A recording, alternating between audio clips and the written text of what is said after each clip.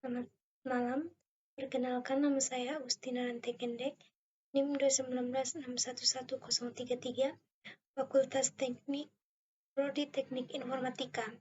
Tujuan saya membuat video ini adalah untuk memenuhi salah satu dari mata kuliah saya, yaitu metodologi penelitian. Saya akan membahas mengenai rancang bangun sistem informasi penerimaan siswa baru berbasis web di SMK Kolese Tiara Bangsa.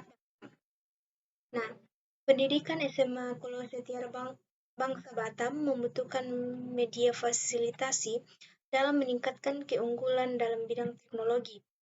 Memiliki minimal 2 buah akses point sebagai area hotspot dengan lab multimedia yang berisi kurang lebih 20 komputer dengan prosesor Intel Core i3 2,3 GHz dengan memori yang diperlukan 8 GB.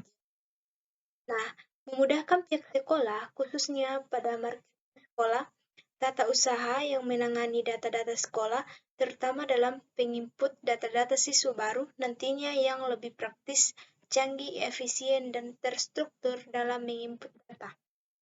Nah, lakukan dengan menggunakan sistem pemrograman PHP dan MySQL untuk bisa lebih memudahkan, dipahami, dan lebih efisien.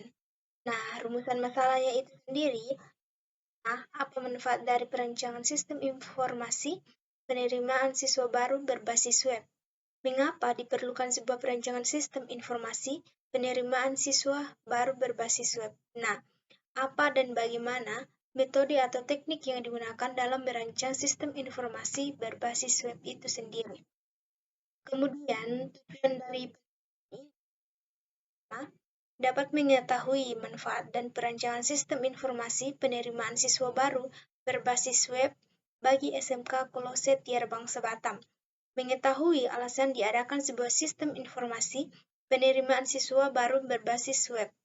Mengetahui metode atau teknik yang digunakan dalam perancangan sistem informasi penerimaan siswa baru berbasis web. Nah, manfaat dari penelitian ini yang pertama, dapat mempermudah dan mempercepat pihak sekolah dalam menginput data-data siswa baru dan dapat memudahkan siswa dalam melakukan pendaftaran. Nah, batasan masalahnya yang pertama, dengan perancangan sistem penerimaan siswa baru ini hanya membahas mengenai proses penyelesaian dan pendaftaran bagi calon mahasiswa baru. Kemudian bagaimana mengatasi proses penerimaan siswa baru yang masih dilakukan secara manual. Nah, landasan teorinya, penerimaan siswa baru berbasis web adalah sistem yang mempermudah calon siswa untuk mendaftar secara online. Nah, untuk sistem informasi itu sendiri adalah seperangkat elemen yang digabungkan satu dengan lainnya untuk suatu tujuan bersama. Itu menurut Murdyk dan Ross tahun 1993. Nah, PHP itu sendiri adalah skrip pemrograman yang terletak dan dieksekusi di server.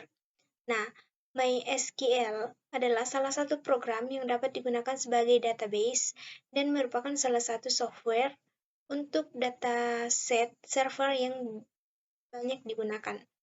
Nah, ini adalah tur kerangka pikir. Nah, waktu dan tempat penelitian.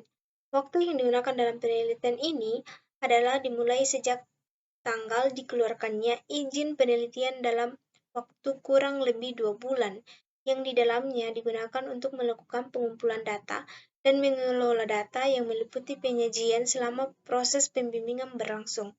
Adapun tempat pelaksanaan penelitian ini dilaksanakan di Kota Batam, khususnya di SMK Kolose Tiara Bangsa. Nah, proses penelitian ini dibagi menjadi 4 tahap. Yang pertama, tahap pengumpulan data, kemudian tahap pembuatan program, setelah itu tahap implementasi, dan yang terakhir tahap teknik. Nah, tahap pengumpulan data ini memerlukan data, kemudian sumber data, teknis pengumpulan data, instrumen penelitian, dan pengelolaan data. Nah, tahap pembuatan program Perencanaan sistem ini bertujuan untuk menghasilkan sistem informasi penerimaan siswa baru di SMK Kolose Tirabangsa Batam yang baru. Nah, ada dua jenis analisis sistem yang digunakan dalam perancangan ini, yaitu yang pertama perancangan prosedur. Calon siswa baru melakukan registrasi melalui website PSBMKKTB dengan mengisi formulir pendaftaran yang sudah tersedia. Calon siswa menunggu hasil seleksi administrasi yang akan keluar pada halaman website pada 2 hari setelah melakukan registrasi. Calon siswa kemudian mencetak bukti pendaftaran yang tampil pada laman website dan setelah itu melakukan proses daftar ulang dan penyerahan berkas-berkas persyaratan kepada pihak marketing sekolah.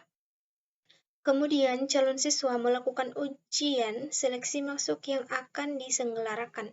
Setelah itu, calon siswa mengisi hasil nilai ujian secara offline pada laman website yang sudah disediakan dan proses pendaftaran siswa baru selesai. Kemudian, pihak marketing sekolah merekap laporan data siswa baru untuk segera dilaporkan kepada kepala sekolah. Nah, ini adalah gambaran flow map dari proses yang akan dijalankan pada sistem informasi penerimaan siswa baru. Nah, selanjutnya tahap implementasi. Nah, gambar halaman utama penerimaan siswa baru SMK Kolose Tirabangsa. Nah, pada tahap ini, calon siswa baru dapat melakukan pendaftaran melalui menu registrasi dan login seperti pada gambar di bawah ini. Kemudian halaman register.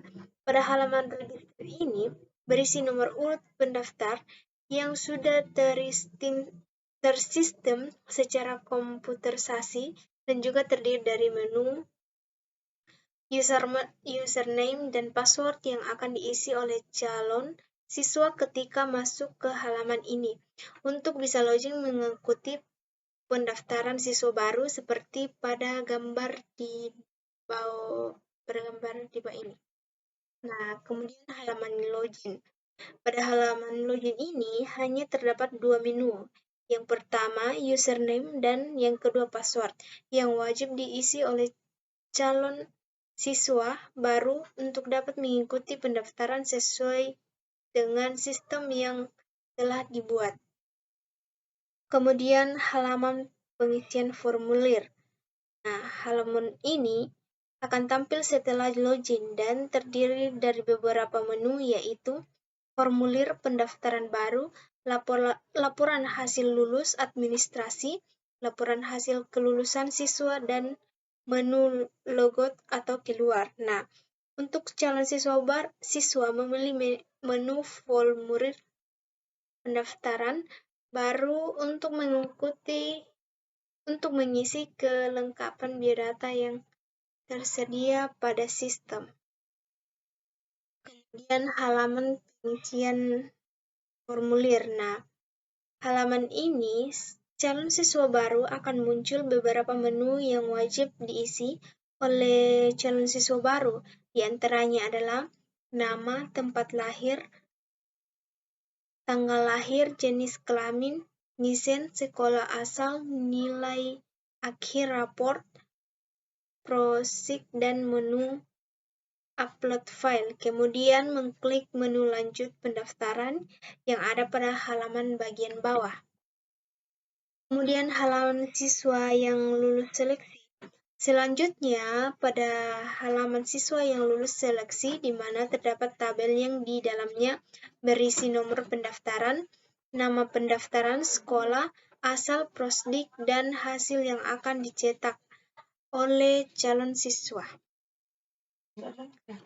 Setelah itu halaman hasil nilai seleksi. Nah, daftar hasil nilai seleksi yang mengikuti tes ujian akan muncul tabel nomor ujian, nama pendaftar, sekolah asal, dan prosdik dan nilai. Kemudian halaman daftar pembayaran. Pada halaman ini, beberapa menu yang akan diisi oleh calon siswa yang juga terdapat tanda tangan yang akan diisi secara manual oleh calon siswa dapat dilihat pada gambar di bawah ini.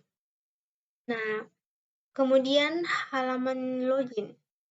Nah, halaman login ini merupakan halaman di mana admin akan memulai mengelola data dengan mengisi menu nama dan password, kemudian klik OK. Kemudian halaman utama admin. Nah, setelah admin login, maka akan masuk ke dalam halaman untuk utama admin yang berisi beberapa menu seperti yang terdapat pada gambar. Kemudian halaman siswa yang mendaftar dapat dilihat oleh admin saja. Halaman ini terdapat tabel yang berisi beberapa menu yang berfungsi untuk mengetahui jumlah calon siswa yang telah mendaftar pada website yang sudah disediakan seperti pada gambar di bawah ini.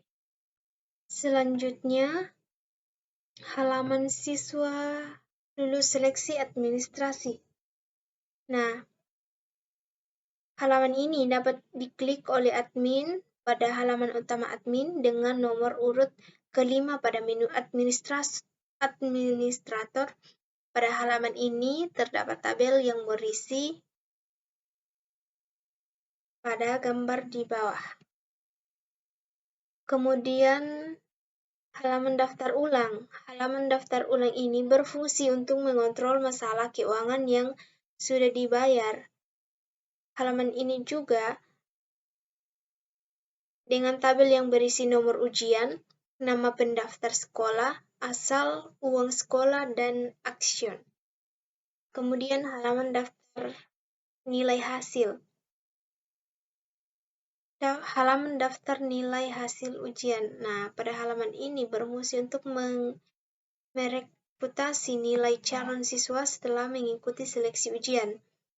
Selain daripada itu, daftar nilai dapat di-upgrade pada sistem untuk bisa dilihat oleh calon siswa pada halaman website yang sudah ada, agar bisa dapat diinput.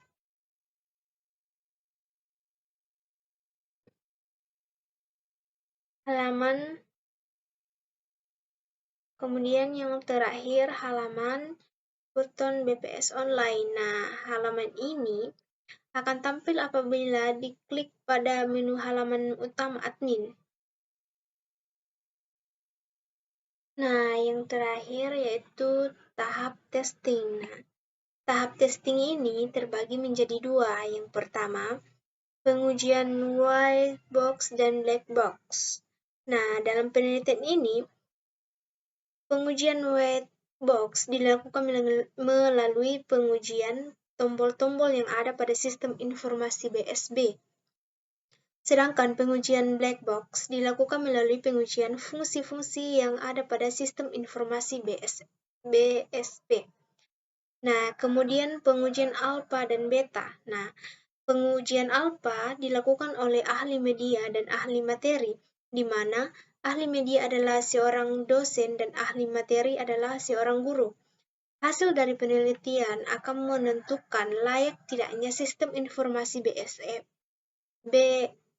PSB yang telah dibuat. Nah, sedangkan pengujian beta dilakukan untuk mengetahui penilaian penggunaan akhir terhadap sistem informasi PSB yang telah dibuat dan dilakukan oleh sejumlah guru dan siswa. Oke, sekian dari saya. Terima kasih.